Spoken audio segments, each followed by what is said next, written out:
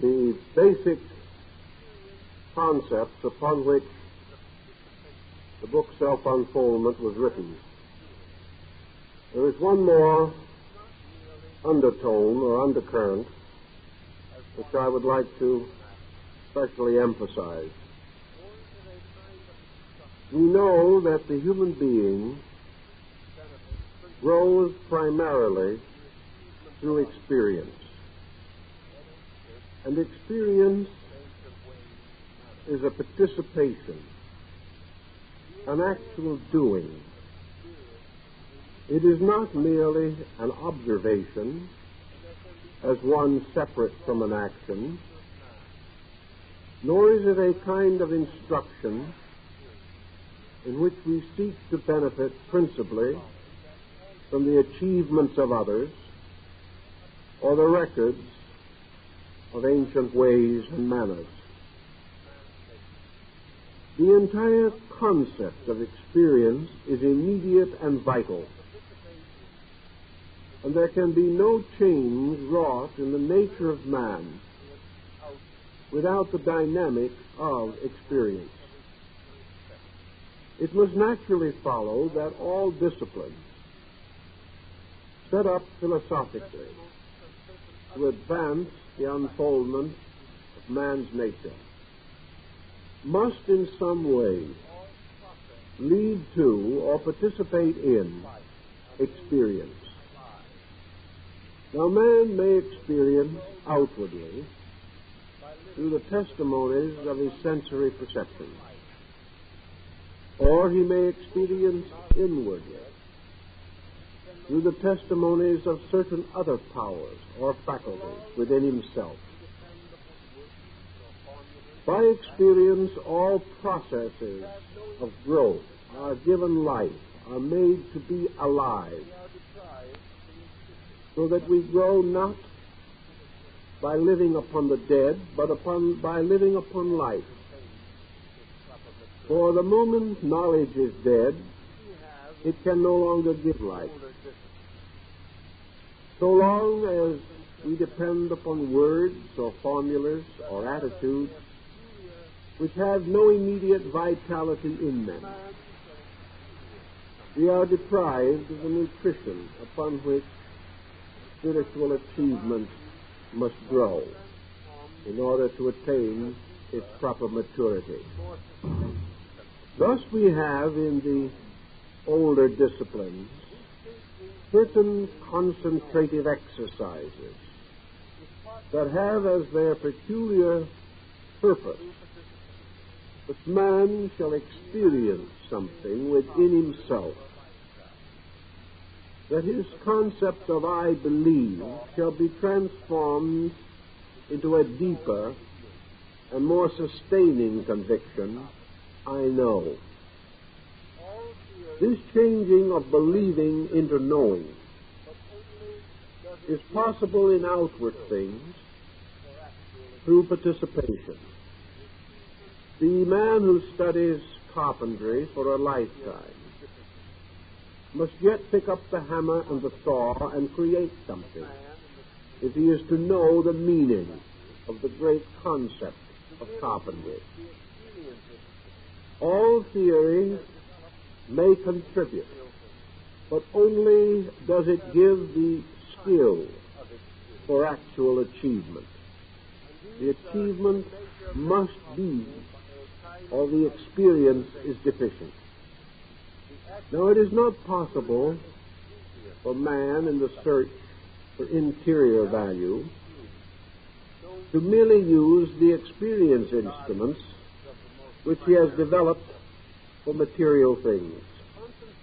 He must have new kinds of experiences, and these are to a measure made possible by a kind of visualization, the actual interior experiencing of something, held to be true, known to be sacred, and regarded as of the most primary importance. Concentrational and meditational procedures, therefore, involve a gradual transformation of method, leading in the end to the individual actually being part of something, sharing in insight, rather than merely beholding truth as from a distant mountain. Thus we have in most of our older disciplines the belief that the mandala, or the concentration image, gradually attains a life of itself, so that man beholds with inner faculty the very processes which he first intellectually recognizes in the symbolic diagrams and figures. Thus, these figures seem to come to life, as in the story of the Zen mystics. These things abstractly contemplated suddenly become real, and in their reality they impinge themselves upon our consciousness as experience. We can think about a tree. We can examine the tree. We can spend a lifetime studying its species and its distribution upon the earth. We may, as physicians, consider it for its possible remedial qualities. We may build houses of its wood. We may thatch roofs with its branches. Yet all of these give us only certain experiences of the tree. The doctor's experience is that peculiar to the physician. He discovers the tree to be an agent of healing. The carpenter sees in it the rough materials of his work and transforms it into various shapes, chairs and tables and walls. He also has an experience of trees, a very simple one, but a very direct one. So a dozen different persons with different interests will each have a different experience of this tree.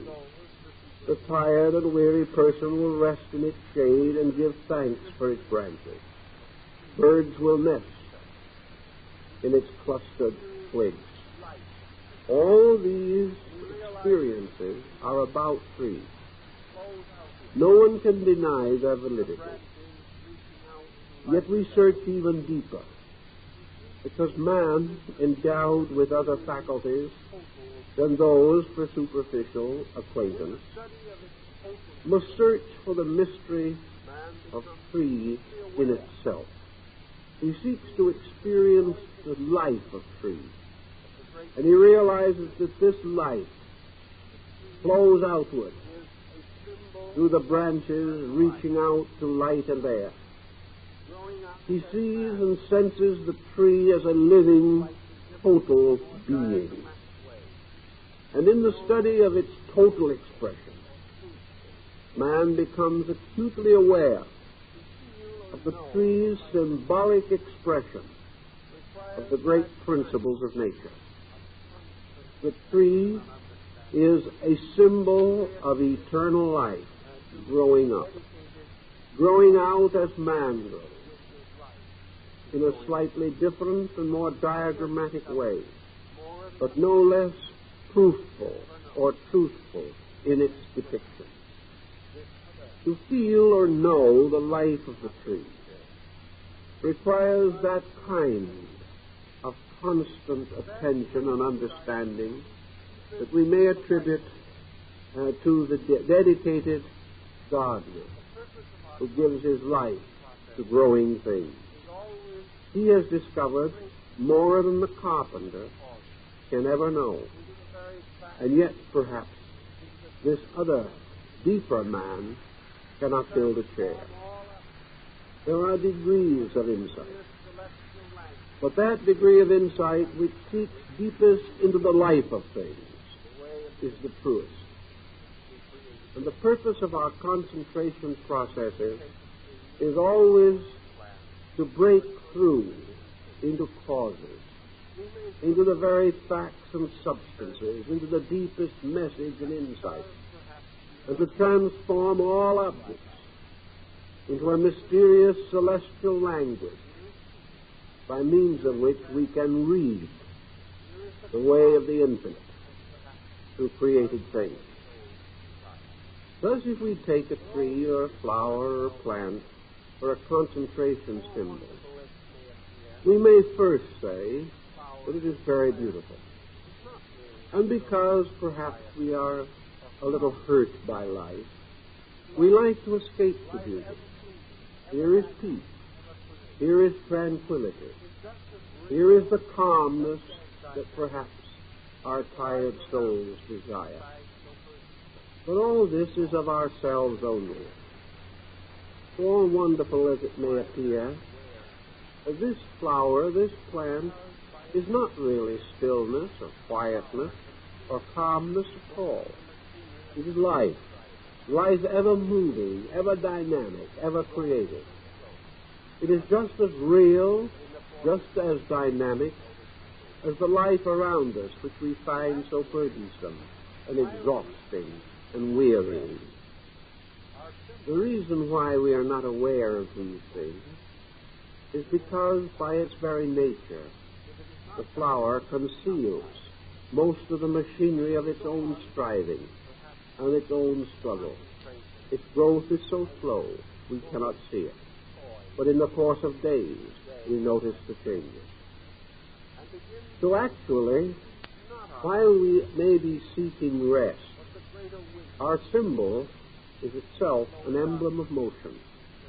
It is an emblem of dynamic. If it is not dynamic, it is not alive. So we go on from perhaps concentration as this moment of poise in a day of stress, and begin to seek not our own comfort, but the greater wisdom of things. And slowly our concentration symbol proceeds to ask us questions. And this flower, which has no tongue, demands answers. These answers can only be discovered by contemplation, by drawing upon the deepest resources of ourselves, by using all that we have ever learned or studied or known, pointing all knowledge toward the simple answer: what is a tree? What is a flower? Why are these things? And what do they mean to us? In the time, of course, the flower or the tree will take on greater and more living importance. We will begin to see in it the long shadow of laws, of principles, of truths and processes. Perhaps our own false doctrines will be naturally censored by this silent blossom. Although it has no tongue, it speaks with an infinite number of voices, calling upon us in myriad ways to search in ourselves for the meaning of everything that exists. So as time goes along in this meditational process, perhaps we shall pass beyond the flower or beyond the tree. We shall see it gradually fade away because we have passed through its shape or shadow and are again searching its substance, which, like our own, is formless. But always, as we proceed, we shall be experiencing something of life. We shall be sharing intuitively in a process of wonderful discovery. It will seem as though innumerable centers of light burst in our consciousness, opening like flowers, telling us things that previously we had not dared that we would ever know. And this way, our concentration moves into dynamic. It moves into meaning and power. It goes on. No longer merely a process of looking at something, or even trying to forget everything else and staring ourselves into an astigmatism. This is not it. It is by degrees a wonderful relaxation in which it seems as though our discoveries are sort of floated in the air around us. With almost no effort, we keep on growing, simply because we no longer resist growth. Growth is effortless, unless man chooses to force or distort its processes. In this way, we gain a sharing in an adventure of life. Now, someone has written to me and asked me if mathematical symbols are suitable for the mandala processes. They most certainly are. For one of the oldest masters of these sacred arts was Pythagoras of Samos, to whom the world is indebted for many of its most basic mathematical discoveries. A great and wonderful mandala symbol is the 47 processes of the Church, actually invented by Pythagoras. Other wonderful mandala processes are the symbols of number. Individuals can take the number 1, draw it on a piece of paper, paint it upon canvas, or place a carved representation of it on a stand before it. And in the presence of this number, we may become solved the entire mystery of existence. For if he can exhaust the number 1, he will exhaust all numbers which arise in it and return to it again. He will exhaust all principles, for it is representative of the principle of principles. He will gradually come to know all processes and all miracles of creation. How does such a discovery vary from the simple study of mathematics, or of geometry, or of trigonometry and calculus? The difference is very obvious. You may study things, and if you study your mathematics as a small boy, you will learn that 2 and 2 make 4. And having made this discovery, you will be very wise in your own conceit, and hopelessly ignorant of those who make it. You will go on. You will multiply and add and divide, and you will work out problems to discover how many square feet there are in the floor, or how many apertures there are in a certain amount of airspace. You can learn all kinds of things. You can also go into miracles and into all kinds of trigonometrical formulas. But if you are merely learning to add up a grocery bill, is constantly lulling spirits, competing in the flesh, that one of these spirits is nobler than the other, that one of these spirits is forever striving to lift man up to a greater achievement, and the other is constantly lulling him back into the rest of immaturity. We all have the double experience of this creature, so that we are sort of split personalities, regardless of whether it is so diagnosed or not. In these divisions of ourselves, there always seems to be one part that is the leader. If we are very materially poised, then the material part is the leader. If gradually, however, we sense that materiality is inadequate, then something else begins to take over.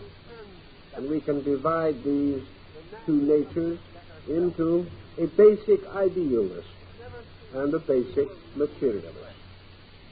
The materialist is a creature of its own comforts and desires. The idealist is a striver, a seeker, a spirit of discontent moving in us and moving us continually.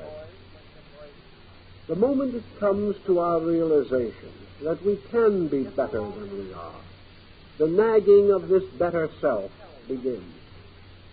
It never seems to be willing to let us rest. And even in our securities and in our successes, it whispers to us that we have failed in something greater. After a time, this voice, like the voice of conscience, becomes a burden upon the spirit. We can no longer resist it. It is continually impelling us to seek and to strive, to recognize that there are distant horizons which must yet be explored. It is like the double nature of the man who stays at home, but in his dreams adventures through the seven seas. And there is this adventurer in us that is forever striving to break away from the general and the accepted and search the more distant and wonderful atmospheres for greater things. In time, this transcendent being becomes a sort of alter ego. It becomes our friend, developing a kind of personality in itself. In it we are investing continuously all those attributes and qualities which find no expression in our outer life. The transcendent being becomes a sharer in our dreams, in our hopes, in our inner convictions. It becomes our friend in time of trouble. And as we turn more continuously to the inner part of ourselves for understanding, we seem to find it there. And in one way or another, we create an ever more visual image, something that becomes increasingly real, until there are moments when it seems difficult to decide whether this transcendent being is ourselves or whether this outer person we have known so long is the real self. In the Chinese metaphysics, it is taught that as time goes on, this transcendent being gradually absorbs into itself the energies and powers that were originally vested in the outer personality. In due course, the rulership of life, the center of consciousness, moves from the personal, physical perspective of objectivity within us and becomes identified with the transcendent being. This being then becomes the real self, and it has absorbed the lesser self and becomes a living thing in itself, having created for its habitation a mysterious garment of energies which we call the soul. So that actually, from this soul substance, we fashion a new instrument of expression. We give a new kind of body, which is not of the earth, but a body which is a vestment of heaven. And having created this body, we finally move into it, inhabit it, and discover in it our normal instrument. For the ancients were convinced that man was created and basic, a human soul. The body was a strange and distant and unwieldy thing, not natural to man. But that man inevitably seeks to escape from the domination of body and return to the psychic substance which is his true nature. Thus man becomes a living soul.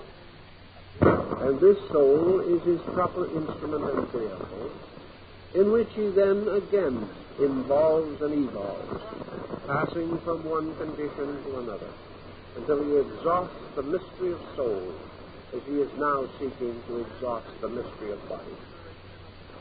This transcendent being, this intuitional overself, is therefore as close to us as our own ability to sense it. And in meditation, and in the various mystical disciplines, there are processes which encourage the development of this transcendent nature. Man turning from the consideration of temporal things to those things which are internal and eternal naturally gives the weight of his energies, his creative processes, and his experience mechanisms to this inner growth. And this growth, therefore, gradually matures. The opposite situation is fairly obvious to us in psychological problems. For where the individual misuses his psychic content, where he becomes burdened by false attitudes, where he permits complexes and neurotic tendencies to take control, then he sickens his psychic life, which becomes a burden to him, and becomes the opposite of a transcendent being, rather appearing in the awful likeness of some monster or demon, threatening to destroy his normalcy and his peace of mind. But as surely as dissipation, corruption, and indifference breed their own monsters in the silence of our psychic selves, so the path of discipleship transforms all this, and transforms the bitter guardian up at the threshold of the astral light into the blessed and truly glorious soul likeness, by which we gain this instrument of liberation and spiritual integrity. Thus, the transcendent being in the Chinese way of life is something that we gradually come to know and understand. And one day we step across the bridge, and the better self becomes the one and only self, whereas today there is division in our midst, conflict and uncertainty, a little aspiration, and a great deal of resignation to negation. This development of the transcendent nature has been given a great deal of thought, particularly in Asia, and probably is the answer to many unsolved questions relating to the extrasensory perception range and to the projection of consciousness and intelligence from one place to another. For this higher being possesses much greater aptitude and much stronger abilities than those which we know in our daily living experiences. According to the Chinese, this transcendent being can travel around the world. It can go to the most distant places. It flies through the air on the back of a crane or rides a phoenix through the clouded sky. It is the mysterious being of inspiration. It is that which seemingly can dart instantly into the highest parts of the sky, penetrating with its inner vision into the deepest secrets of the universe. This transcendent being is therefore full of powers which we experience only in shadow or in part, but the reality of which we seem to sense. Also, this transcendent being represents not only the image of power, but the image of integrity. It is forever reminding us that only by certain procedures may we achieve to this Taoist paradise where the immortals gather around the peach tree of eternal youth. All of these principles and processes have their rules and laws. None can be broken. And the universe is in every part of itself completely and totally honest, accepting only honesty from those to whom it gives its richer blessings. So the way to immortality, as found in the mysterious journey of the hung soldiers, is a very different and very peculiar path in correspondence to our daily thinking. It is not something that we can easily sense or understand, but which only gradually dawns upon us as we begin to seek in our own natures for the secrets of life. In the Chinese, for example, also, great emphasis is placed upon the motivations behind the various achievements of men. There are two primary ends which the human being can conceive in connection with knowledge. One is the glorification of himself, that he becomes one who knows, that he shares in this wonderful gnosis of things about which the ancients have written so much. And the second end is that he becomes the servant of knowledge, that actually he does not desire to possess. Rather, he desires to become possessed by these things which are true and right. One seeks mastery, and the other to become the good and faithful servant. And the Chinese point out that the only one who can ever truly achieve is the one who dedicates himself as the servant. And woe to those who seek to master for their own gain. For to them the illusion thickens and darkens. Every effort which they make is clouded by their own motives, and little by little they are led along paths of self-deceit until everything becomes so confused and impossible that they are truly forlorn and helpless. Therefore, early in the disciplines of things, all self-interest must cease. For self-interest is the parent of illusion. From self-interest, as from the mysterious hydra with its 7 heads, one evil after another is born, and for every head that is cut off, 7 more grow. Self-interest is in all things the secret of error. And even in our most common objective daily life, there is nothing that more quickly condemns us to misery than self-interest. Yet we live in a time in which apparently self-interest is universal. Now, who shall say that the Chinese are less materialistic than we are? There are very few indeed who can out-bargain the Chinese. They have struggled long for the very sustenance which they need for survival. They are shrewd in barter and exchange, and in many ways are the most materialistic of people. Yet, from them we have had this wonderful doctrine, this Taoistic concept of total freedom from self-interest. How shall we understand this? I think one old Chinese scholar who happened to have been more or less contemporary, and whom I knew many years ago, answers the thing very simply. He says most people get along reasonably well because they do not understand how to work their own vices.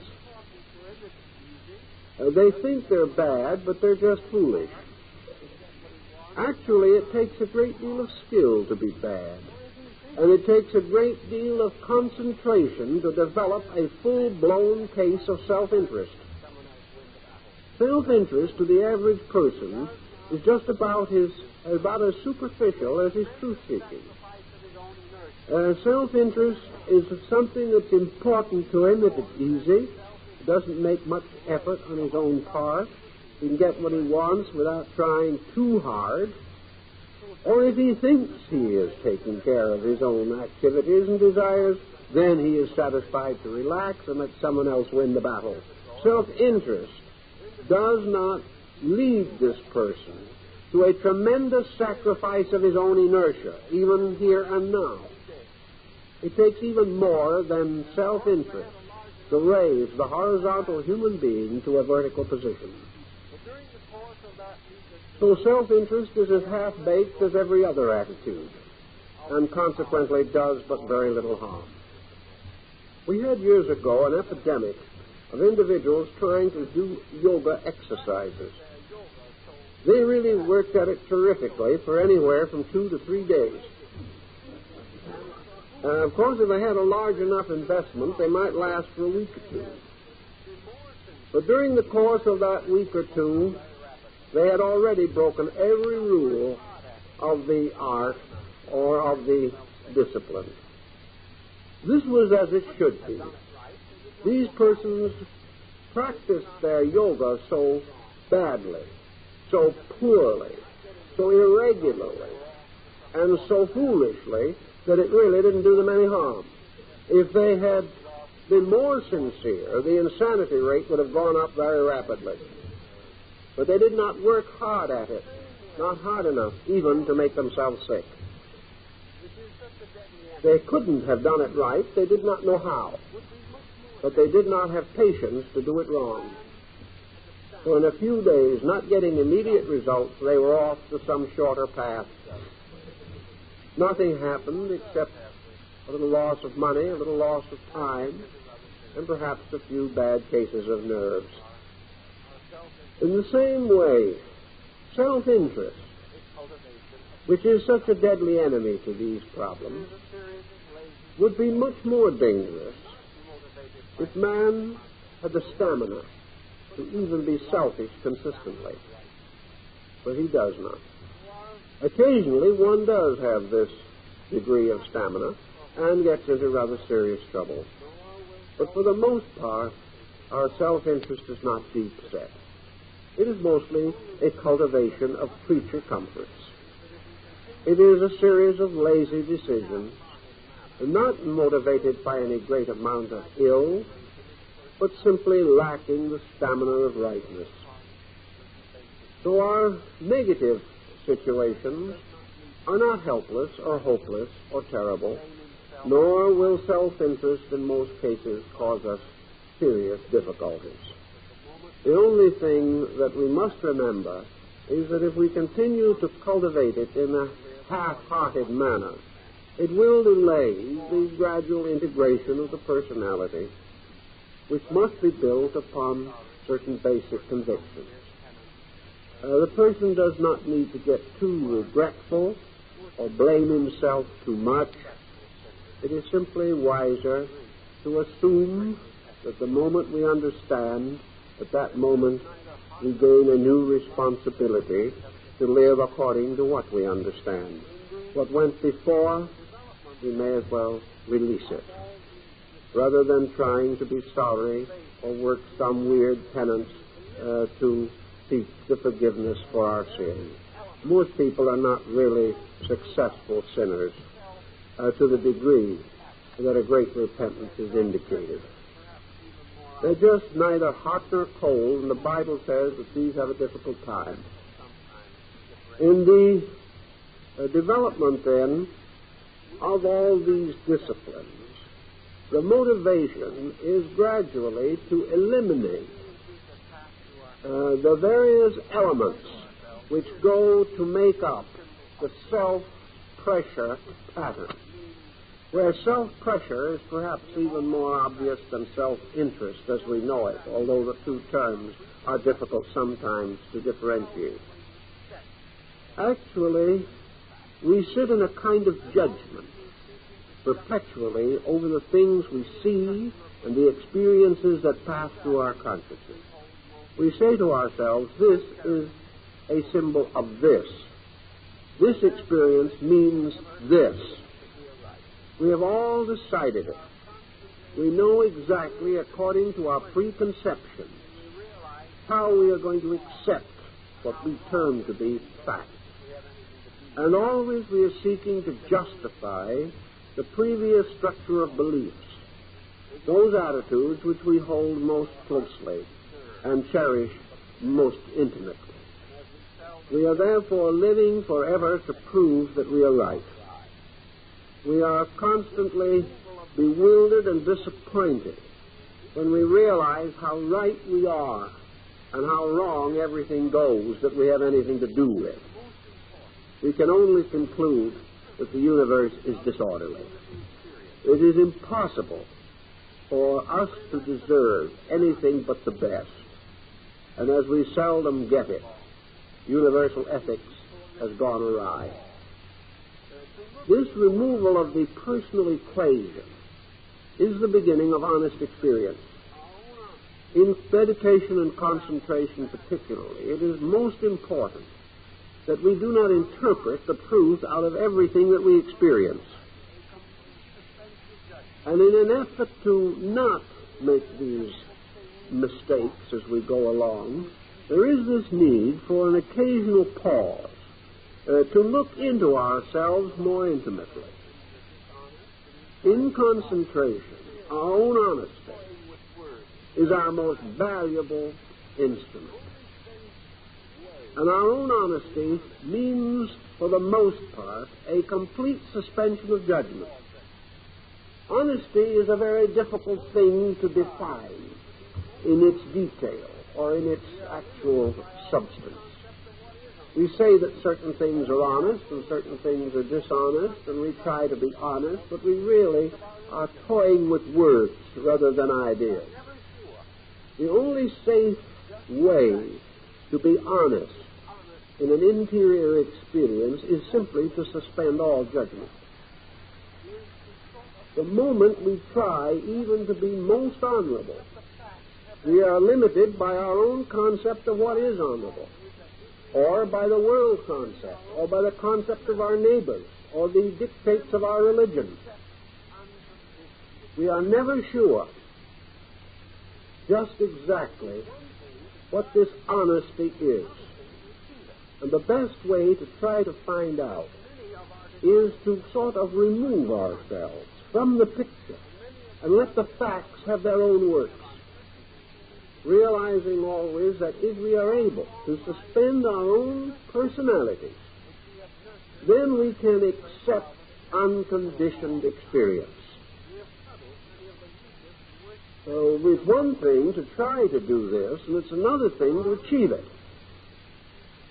Because many of our dishonesties are subconscious. And many of the other elements in which we have uncertainties in this department are along lines of very special feelings, which we have nurtured and nursed with great love and attention for a long time. We have cuddled many of the weakest and worst phases of our own natures.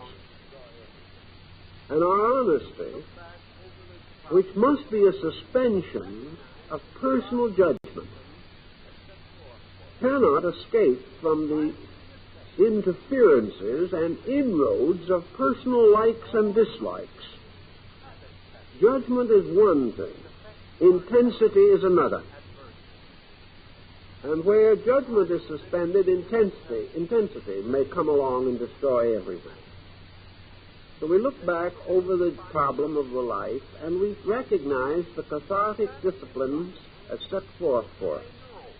The vital necessity of suspending all of these habit patterns which affect our temperaments adversely. Now, I know many people who have great respect for the brotherhood of man, but they've never been able to find a brother they could live with. Humanity is wonderful except those that they know. These same people are utterly dedicated to the service of people they have never met. Because these people they have never met appreciate them tremendously. They're sure of it. But the people they have met do not seem to appreciate them so well. And as a result, there is less sympathy and rapport, shall we say. It is also very easy for us to be extremely patient in matters where we have no interest. We can be more tolerant of how the Chinese or the Greeks run their affairs than even appears to be necessary. We simply cannot tolerate the way our own children run their affairs. Now we're in a personal situation. So we can forgive everybody whom we have never heard of. We can get along with everyone we've never met. And we have a fair ability to rise to those monumental heights in which we are able to be patient with individuals who do exactly what we want them to. Such virtues as these overwhelm us, but they mean nothing when we try to grow. Actually, each one is blocked in his growth by the negative aspects of his own temperament. Unless he really goes to work on himself, he is never going to be able to break through into these areas in which inner strength will be available to meet the pressing need of the day. Now, persons who have not accomplished all these wonderful ends can still be tremendously useful people. A good intention, a good resolution, this also helps tremendously. And it is part of the way in which nature permits us to grow. Nature does not issue any ultimatum at the early period of the growth of anything. Nature never at any time points a finger at someone and says, "You shall not do this." Nature works in a very subtle and general manner, but its ways are irresistible. Thus, the person who has not made these grand achievements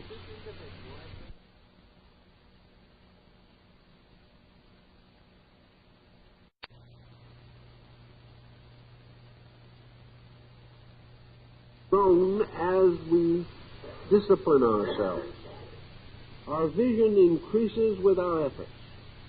Here also, then, is the end of pressure and tension of growing. The individual who is experiencing inwardly does not have to fight negative habits. Whereas otherwise we must continue to try very hard to keep principles we believe within our own lives. We are not achieving a certain amount of disciplined integration. All these things make a lot of sense and a lot of problem for us, but I wanted to take them up because I felt that they would add something to this study. In chapter 7, we have a further consideration of the problem of the adept self. At the time this book was written, there was very little known about certain phases of man's subconscious structure. And the hero self, the adept self, the teacher self, the guardian self, these were not differentiated parts of the psyche.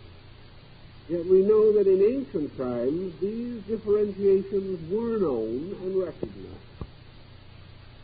and therefore that they did play their part in the philosophical and psychological symbolism of alchemy.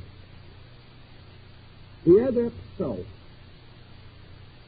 certainly represents the teacher within.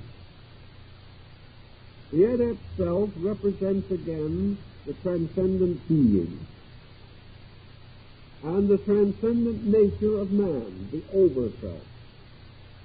Emerson's oversoul, or the Gnostic anthropist. This principle means that each person is seeking to reach the source of his own necessary instruction.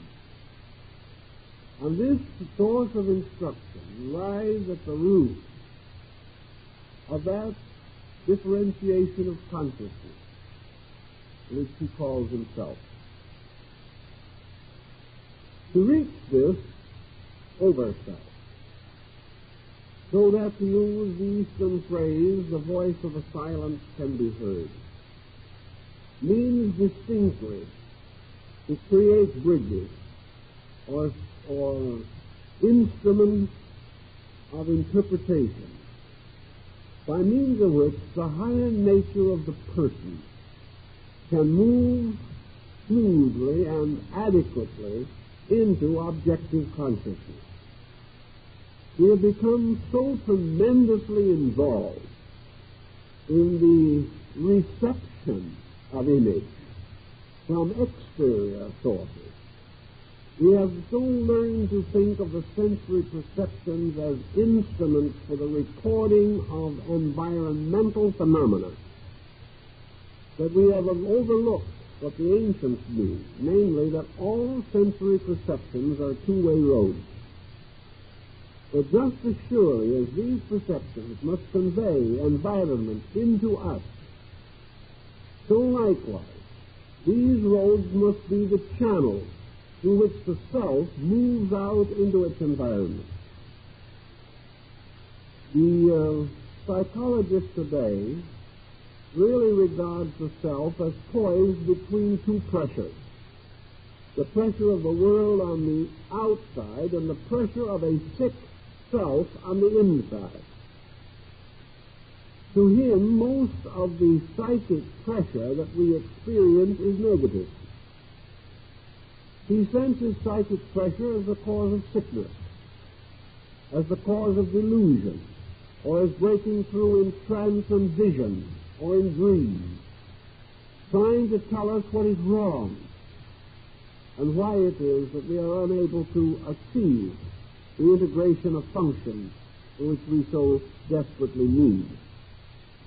It does not seem to occur to these people that this message from the inside should be essentially a good message, that this should be the source of strength, that it is from the inside that all of the healing power of nature flows out into the outer life, that the interior is the source of inspiration and aspiration, that it is the source of holy strength, divine insight, and the courage to do all things well.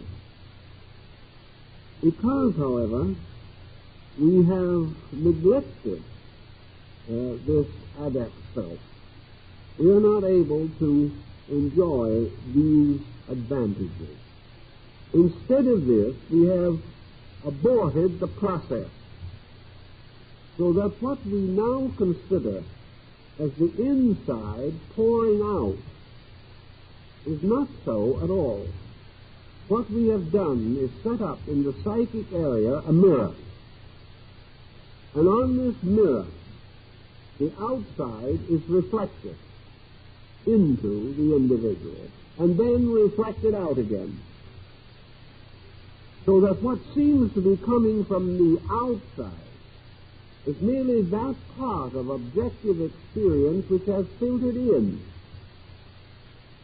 And we have, therefore, really the outside operating upon us from two polarities, its own natural polarity and its reflected polarity in our own psyche.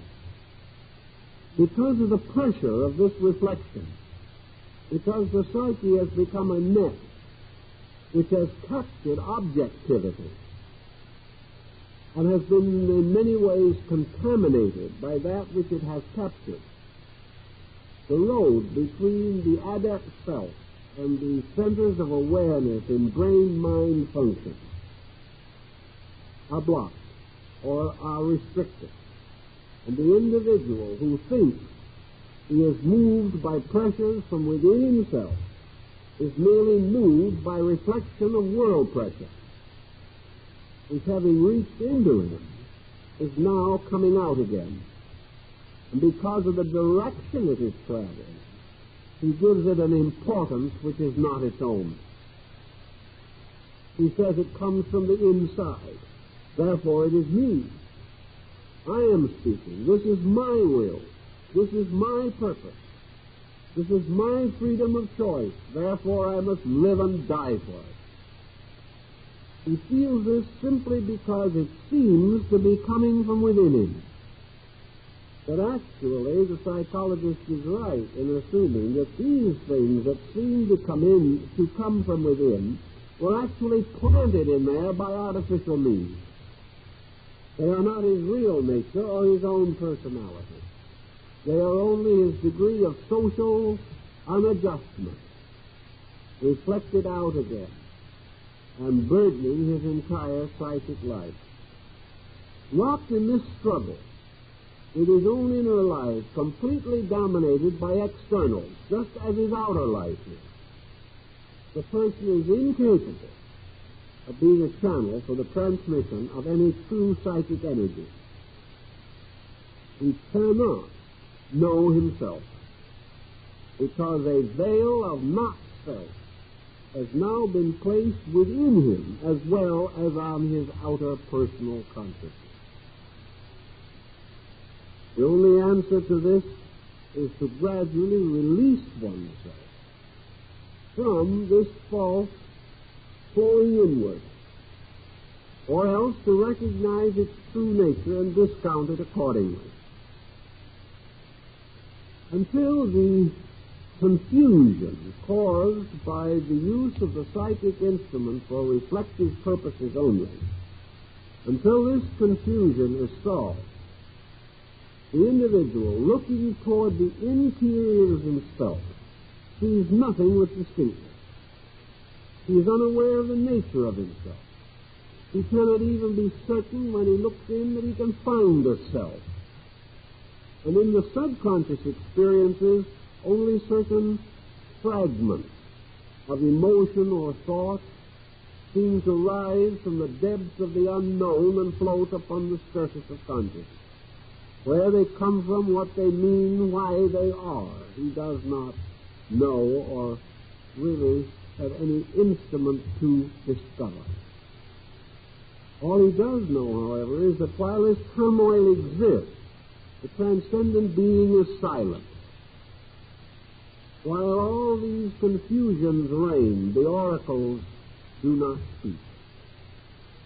And as man depends actually for his true existence upon the oracles, it is important that they should speak, and he must find some way of causing them to utter their sacred sentences. In this, the adept self, therefore, we have the concept of a true internal being that is not the product merely of the confusion of man's psychological lack of integration. His psychic self is not merely the product of heredity and environment. It is a nature of itself. Science is disconcerted by this because it is not willing to accept the possibility of an immortal principle in man. At least it is loath to accept such a principle. It is deceived and confused by this reflection, which it considers rather rightly to be only cast from the outside. Looking and seeing nothing but this, science decides that man has no interior, that there is nothing more than can be seen. The reason no more can be seen, however, is because the obscuration conceals the fact. The only way in which what is truly there can be known is when man is able to relax away from these false psychic processes. This, again, is one explanation for discipline. These disciplines must clear the psychic field. They must liberate man from the dominance of externals. Buddha is very definite on this point. It sounds like he wants everyone to be an ascetic. Such is not the meaning. What Buddha is trying to tell us is that while man mistakes the world for himself, simply because this world appears to him coming from within himself, as long as this mistake endures, the individual must suffer. And there is no end to the misery of ignorance, so long as man is moved only by ignorance in himself. To cure this must demand, therefore, a certain detachment. A detachment that is not cold, that is not indifferent, but is still sufficient enough to enable the person to free himself from these familiar patterns and habits which he has come to believe to be himself. Therefore, when a man is angry, he says, "I am angry," and he believes it. But it is not actually true, because the "I am" in man is not angry.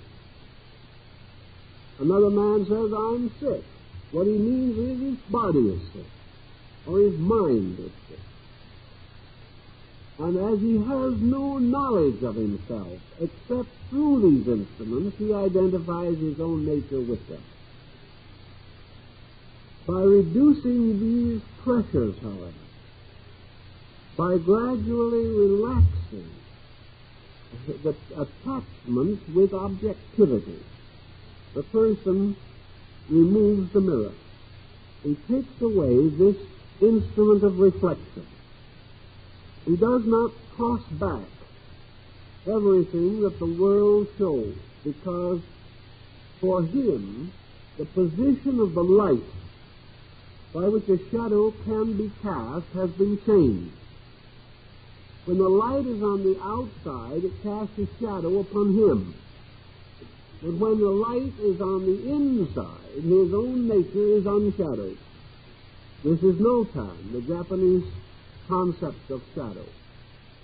For in Japan, which is essentially dominated by Buddhist art principles, shadows are not used, because bodies are shadows.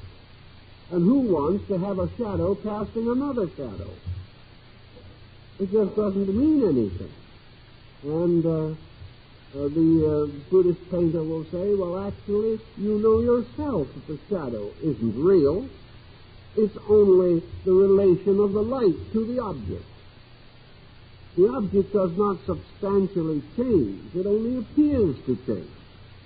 Well, why make a picture of an illusion? Why not make the picture of the thing as it really is, or as nearly as we can, without allowing it to be shadowed, or to cast shadows, which are not of its own substance, and for that matter are of no substance of whatever.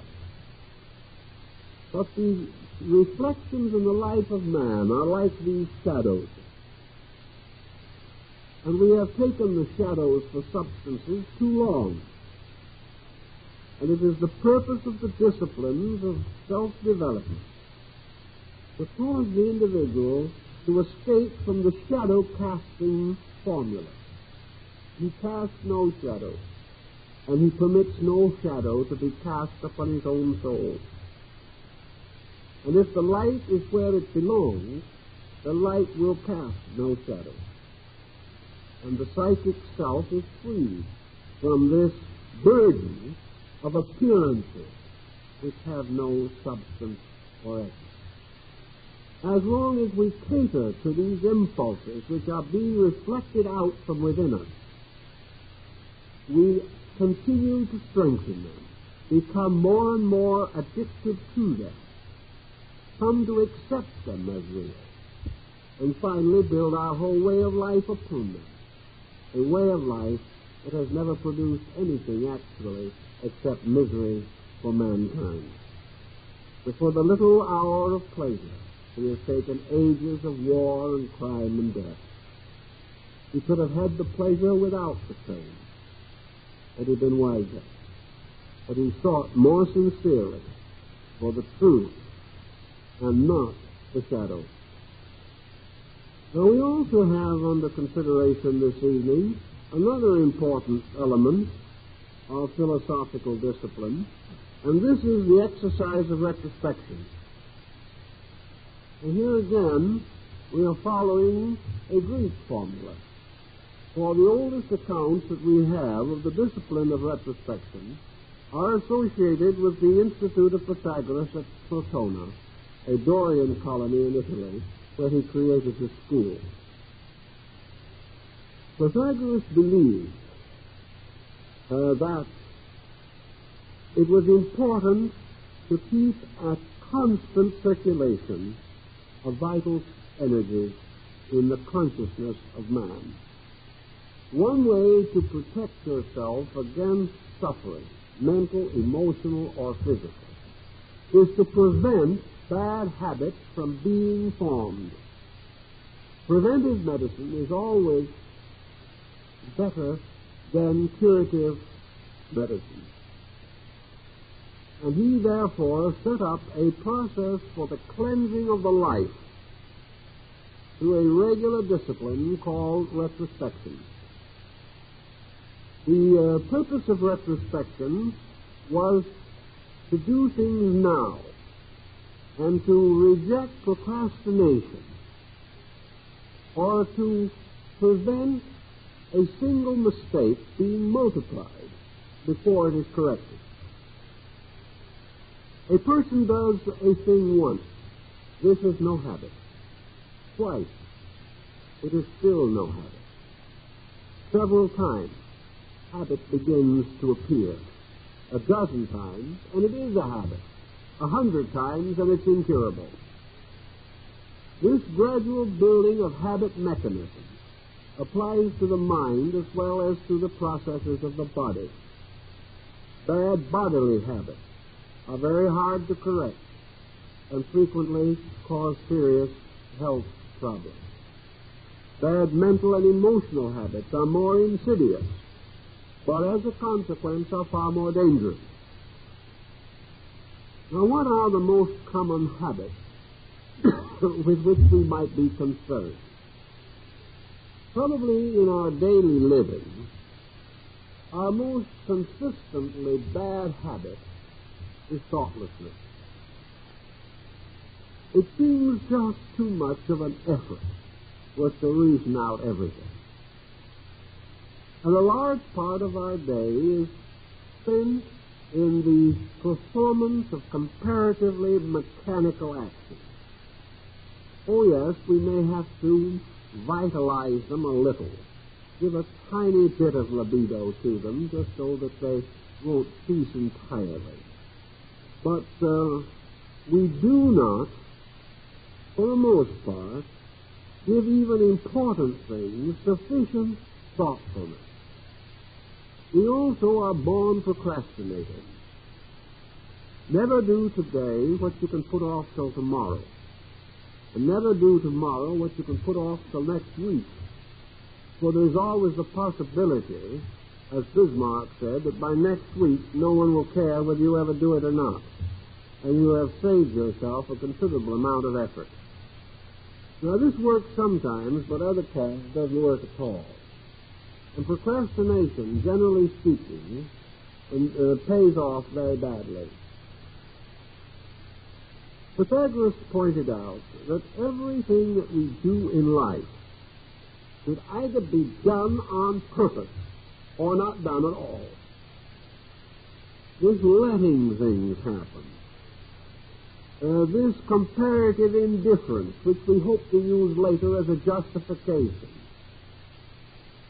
In other words, we didn't care much, so we didn't give it much attention. It went badly. Well, it isn't really our fault. As we thought more about it, we could have done something about it. And so it goes into infinity. Pythagoras believes that the individual who lives thoughtlessly will die miserably, because he will ultimately develop a habit of sloppy thinking. And for the most part, when we look around us today, this habit has taken over. There has never been a time in the history of man when sloppy thinking was as fashionable as it is today. It has practically dominated the field of intellection. We do not care. We are indifferent. Nothing seems very important. Decisions are procrastinated and delayed and perhaps never made. All of this leads to a gradual weakening of our control of ourselves, and certainly destroys any directive or objective with which we may be concerned. We have therefore developed not only the be little attitude, but we have now perfected in what we call the go nowhere attitude. We do not care where we are going. We have a hope that in some mysterious way we will drop into a quiet grave before everything goes to pieces. We are not concerned about the future of ourselves or others. And this collective carelessness, this indifference bred by generations of sloppy thinking, will sometime come to a head and perhaps destroy our culture at a very vital moment. Pythagoras, therefore, believed that the wise man must always be in control of his processes, of his thoughts, and of his emotions. He must also learn the way that we can all learn, and that is by facts. But all arguments and discussions and diagrams and theories are very secondary when compared to living facts. Now, if we had no living facts, we might have to depend upon theories. But we do have living facts. And our own lives is one of those facts. Well, Pythagoras decided that for his disciples there should be a discipline, practiced every evening. A practice for a very brief period of man-made time, for in the mysterious dimensions of thought and meditation, time becomes ethereal, as in the case of dreams, but a whole life may unfold in a few moments. About 5, maybe 10 minutes at the most, perhaps even less, of man-made time is sufficient for the individual to go back through his life in a reverse order, from the night to the morning, for his retrospection is limited to one day. It occurs each day and covers in each day that day itself, while every memory is still vivid, while other circumstances have not intervened, or new interests have not shifted our perspective. The purpose is to experience our living as a series of small causes and effects. In daily living, we experience from cause to effect. In retrospection, we reverse this and experience from effect to cause. This philosophical insight is especially valuable because it reminds us that with the lives of those around us, we can only experience from effect to cause. The things that we see around us are all effects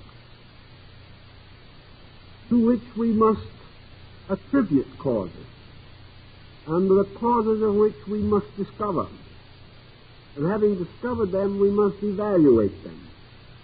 But in our own lives, we have this peculiar ability to live the same experience twice, in different arrangements, or in reverse order. So we say to ourselves, this morning I said something that was rather critical and uncalled for. I hurt someone.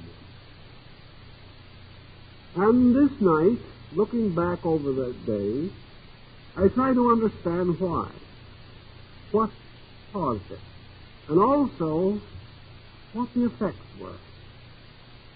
Later in the day, this person to whom I had said the unpleasant words was not friendly, but went away, and I did not see them for the rest of the day. I had hurt them. This hurt and this disappearance of the other person now comes first. We say to ourselves, this person was hurt. Who hurt them? I did. How did I hurt them? And we proceed to unfold in reverse procedure the entire process of what we said. Then we seek to find out why we said it. and we go back perhaps as far as we can in that day. Perhaps the incident arose on a previous day. If so, it should have been covered by the retrospection of that day, and it is enough at this time merely to hitch it to the previous sequence. But out of this procedure of retrospection, we also come to certain decisions or conclusions. Everything that we do that is not as it should be carries with it a certain sense of guilt. Pythagoras did not believe in the vicarious atonement. He did not know of anything of the idea of penance for the forgiveness of sins. All these things were to come long after his day. But Pythagoras did believe that it was within the right of individuals to correct themselves. That when we have done something that we know not to be right, it is our privilege to accept the personal responsibility for that action, to honestly and sincerely regret it, to resolve that we will not repeat it, and to permit our mistake to sink sufficiently into our consciousness so that it shall be a deterrent in the future from similar actions. If we think through the unkind things we say, or even the cruel thoughts we think, if we remember and reconstruct the results of gossip, and whom we have hurt, and how we have hurt them, and try to relive the damage we have done, we are not likely to repeat the occurrence. But if we simply cast it aside and say, well, they'll have to take us as they find us, nothing happens, and the individual is all ready to make the same mistake again. Or if we are willing to say he deserved it and let it go at that, which most people use as an excuse, we can then repeat our error with a good spirit. But if through retrospection we break the whole process down, if we really understand what caused us to have this unpleasant spell of temper, if we would really just face up to it and say, the reason I said what I said is now very obvious to me. I was just small and jealous. I was envious of something. I resented something. I myself have a load of psychic pain, and I'm going to take it out on someone. We think these things through straight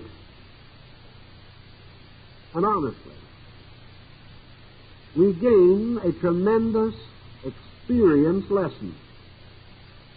For we can relive our own occurrence, but we cannot relive anyone else's. We can bring back, as from the waste of time, this thing that we have done. We can know why we did it, and how we did it, and what we did. We can see just how wrong it was, or just how foolish it was, or how thoughtless, or how rude or crude. And from just self-censure, not some kind of a picking on ourselves, not a masochistic desire to appear to suffer, but from an honest evaluation. We can place our own lives as we would place the life of a small child whom we were trying to bring up correctly. We would realize what punishment is necessary, what the child needs in the form of correction and understanding, and we can administer it to the child in ourselves, for all weaknesses are signs of childishness. Now, I know definitely that some people who are having a great deal of trouble with themselves would never for one moment dare to perform a retrospection. It would cause their whole house of cards to fall down. Many people physically survive only on the strength of their own toxicity, and this is also true on the psychic level. Individuals live only to nurse their grievances, and if they face the truth and they realize the futility of their lives, they probably would be utterly discouraged.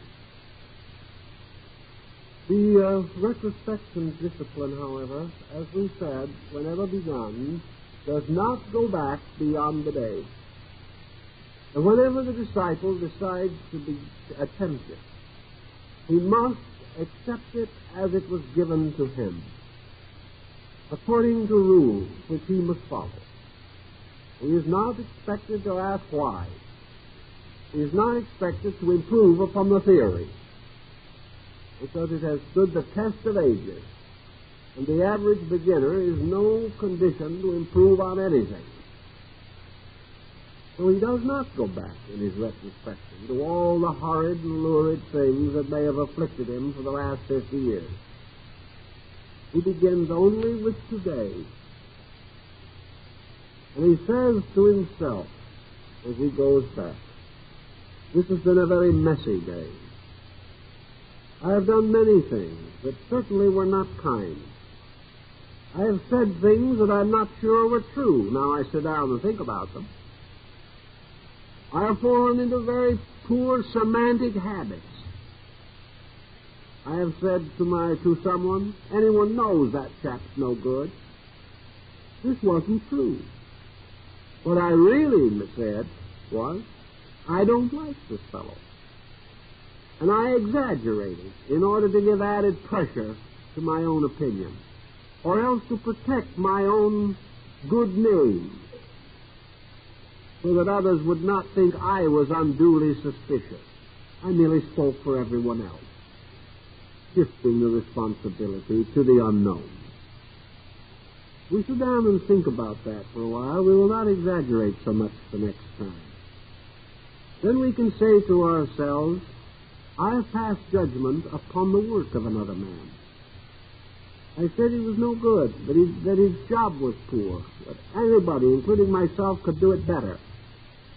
Can I do it better? A little thought may cause us to say, I couldn't do it at all if the truth were known. I haven't the slightest idea of how to do it. What I merely was doing was criticizing. I was passing judgment on something I really am not equipped to judge.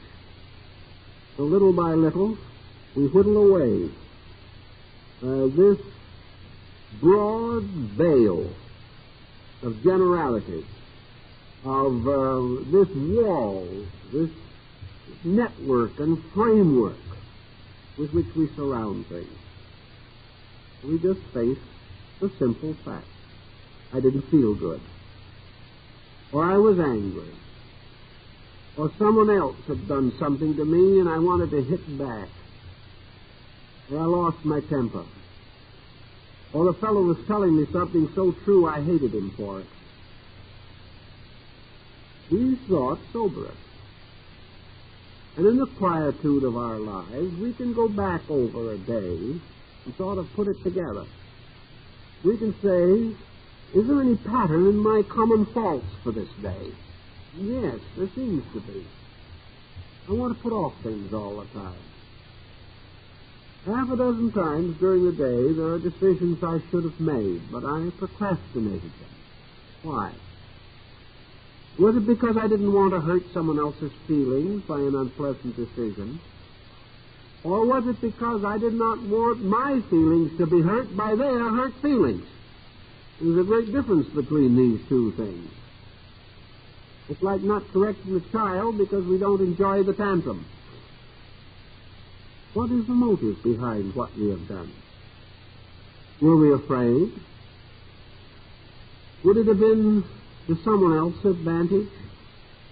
Have we done some little minor cheating by this deal?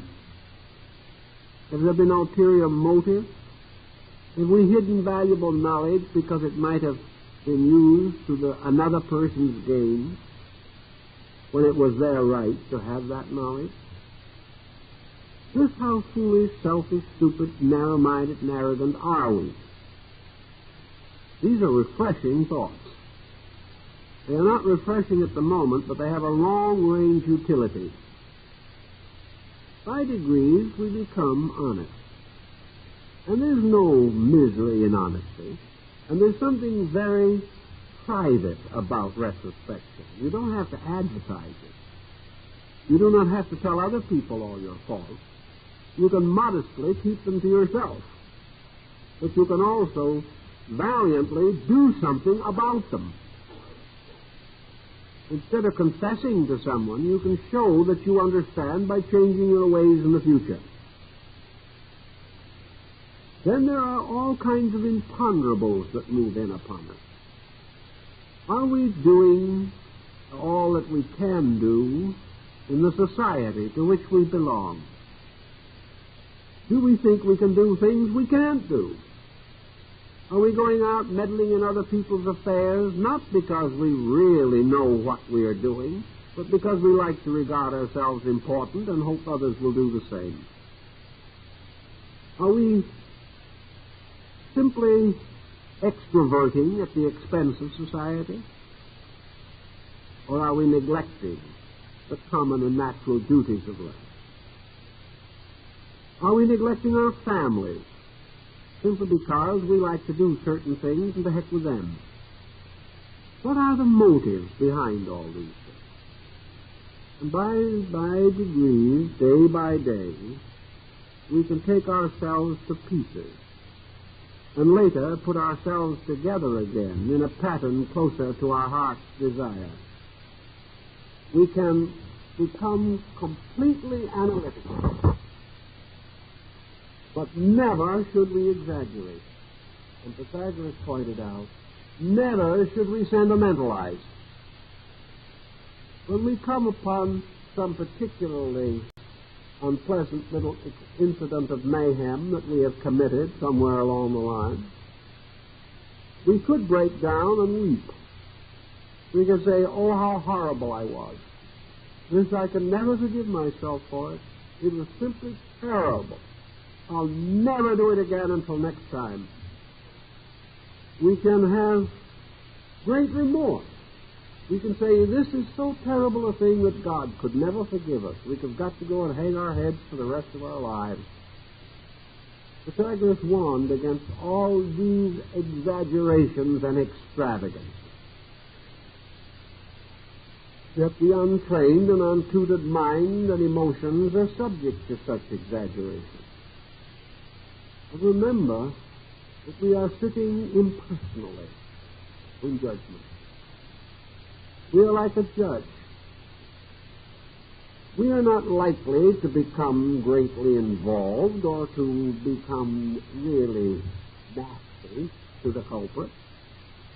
The judge will pass sentence as impartially as possible, and unless the offense is particularly horrible, he will seldom have very much to say. The law will have its own way. In this way, also, we have to examine our own nature. Our purpose is to recognize that temperament and disposition and circumstances and incidents are part of life. We are expected to make these mistakes. We are expected to do things badly. We must inevitably commit fault until we take over the conscious administration of our own affairs. Until the day when we outgrow these weaknesses, we must have them. The crime is not in having them. The misfortune is that we must suffer because we have them. And suffer we will until we correct them. So we have no reason to become extravagantly despondent. What we have to do is face the facts as we would face the correction of a small child. To us, the small child's mistake may seem much more trivial than it does to the child, whose whole life may be, to its own thinking, hanging in the balance. Therefore, a simple, direct, factual conclusion, with a thorough remembrance of the lesson. If we get too emotional, or too much involved, we may never do anything again for fear that we'll do it wrong. This is not the answer. The answer is to try to measure each day by a code of analysis that is simple, direct, honest, broad and sweeping, yet penetrating. Each day will bring new experiences for which we will not always be prepared. But by retrospection, we also gain a general preparedness. We learn gradually, in, say, a year or two of retrospective discipline, to make all important decisions more slowly and cautiously. We count 10. We are not quite so certain of things we know nothing about. By degrees, we ask from others and usually obtain a leave of time to consider or investigate or examine things. We do not trust their judgment anymore, but we trust our own a little less, and make certain that the facts are with us in these decisions. Gradually, this habit of prudence, beginning in retrospection, takes over at other times, and we become mindful during action of the retrospection of the previous evening. And we will say, look, I'm heading into this same situation again. This is twice. The first time it is anyone's fault. The second time it will be my own. So we gain a little more thoughtfully. We may make the same mistake several times before we correct it entirely, or before we have the courage to make the decisions that would prevent the difficulty from coming. It is not that we have to grow instantly. It is that we are trying sincerely to grow, and are gradually taking upon ourselves the direction of our own conduct as a proper responsibility intended by nature. As we lead our own lives, we have better lives, and we gain gradually control of these extremities by which we so misrepresent ourselves. Therefore, the law of retrospection, as it was practiced, this discipline, makes our own lives a textbook, and we are periodically examined on the assignment of the day, or of the week, or of the year. We are supposed to learn from this text and to be able to answer certain reasonable questions. Tomorrow brings the question, for the day itself is the examination in which the previous knowledge is weighed, and we are given an opportunity to apply it to new situations. This simple way of learning passed from the Greeks to several other people, and it has come down to us through many societies and disciplined groups of thinkers. It is regarded as one of the most useful and basic of all philosophical instruments. And if properly practiced, even the most elementary situation will be improved. This practice does not depend upon our education, or our insight, or our philosophical and scholastic attainment. The most simple person can apply it just as wisely and just as well as the most highly intellectual individual. It may be that the person of more restricted activities will have fewer problems, less definition, and will make fewer mistakes. And this is interesting, because when we study the principle of retrospection in action, we find that the cultivated person, the intellectual, is the one who is in trouble the most.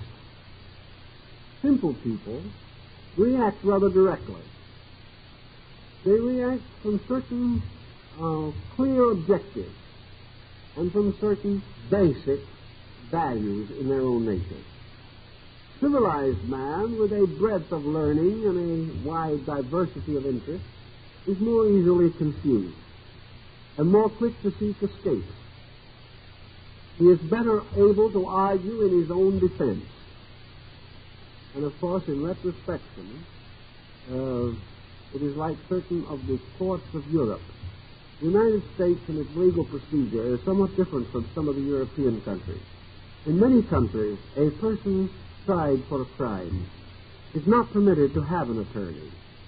He is his own attorney, and there is no attorney against him. He simply presents his case, and the witnesses present their case, and the judge or jury come to the decision. There is no elaborate legal machinery as we know it. And in those nations, I'm not at all sure that the justice is any less. Perhaps it is greater than we have here, with all our elaborate means of escaping the loopholes in the law. But in any event, the individual of intellectual attainment who is used to talking himself in and out of situations may also try to think himself in and out of his retrospection problem. But the moment he seeks to justify himself, the moment he explains why, other than in terms of fact, the moment he says to himself, well, I guess I wasn't feeling so good that day, he begins to compromise his principles. Things are so or not so. The retrospection merely clears the confusion that surrounds it. Unless it is honestly practiced, it is of no value whatsoever. And it cannot be honestly practiced if the individual practicing it is full of self-sympathy or is belligerently resolved to continue to assume that they are right and someone else is wrong. Everything must be upon value only. I worked with people in connection with this type of discipline for many years, and it is notable how few persons base their antagonism and their unhappiness upon facts. Under analysis, it is not fact, but temperament and disposition that press us on to unreasonable action. As soon as we realize this in retrospection, we are rescued from this pressure. We begin to think quietly and orderly, and we find that we like people better than we knew, or that people have virtues and values which we have overlooked, and that one of the reasons why other people seem to be hard to get along with is because we are unwilling to accept these people honestly. We must distort them to fit into some preconception of our own. I think retrospection, if thoroughly practiced, would help most persons out of a psychosis. Unfortunately, if the ailment has reached a disease proportion, the mind is no longer able to function. But for those who are under psychic stress and who have frustrations and neuroses and inhibitions which could easily turn into serious mental disorder, the retrospection process, if taken immediately, can be used to straighten out persecution complexes, negative fatalism, defeatism, and all this type of psychic pressure. The Greeks were very wise in this. Pythagoras was one of the wisest of the Greeks. He was regarded as speaking with the voice of an oracle, and his wisdom surpassed the wisdom of most men. And he has given us this law, which is good to practice, and which, if well practiced, will help us every day to grow that day by an orderly and consistent process. Well, it looks like it's about time for you to all practice retrospection. So we'll let you go for this week and hope to see you a week from tonight.